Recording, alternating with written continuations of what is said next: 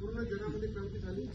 मानव सर्व सारखेच आहेत आणि लोकशाहीच्या मार्गाने सर्वांना राजापदापर्यंत पोहोचता येते हे सर्वांना माहीत झालं आणि आपला भारत देश सुद्धा इंग्रजांच्या ताब्यात होता. त्यासाठी वेगवेगळ्या थोर क्रांतिकारकांनी वेगळ्या मार्गाने क्रांती करून आपल्याला स्वातंत्र्य मिळवून दिलं.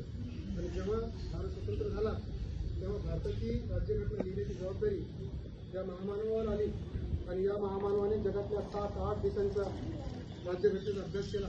त्याच्या चांगल्या चांगल्या गोष्टी ज्या आहेत त्या चांगल्या गोष्टी आपल्या भारतामध्ये आपल्या भारतीय राज्यघटनेमध्ये लिहून ठेवल्यात. आणि म्हणून आज तळागाळातला झोपडीतला माणूस सुद्धा सरपंच होऊ शकतो ना. खेड्यापाड्यात जेव्हा आरक्षण मिळालं ना तर आज झोपडीतला माणूस सुद्धा सरपंच होऊ शकतो, ग्रामपंचायत मेंबर होऊ शकतो.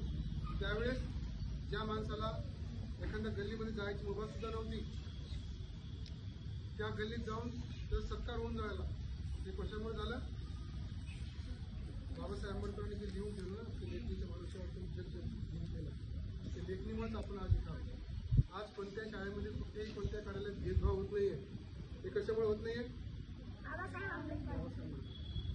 आणि आज पहिले फक्त काही लोकांना शिक्षणाचा अधिकार होता परंतु बाबासाहेबांनी सर्वांना शिक्षणाचा अधिकार मिळवून दिला आणि आज त्यांच्यामुळेच आपण आज इथं आहोत. हे सर्व टीचर तुमचे मी आम्ही सर्वजण त्या शिक्षणामुळेच इथं आहोत. म्हणून तुम्ही सुद्धा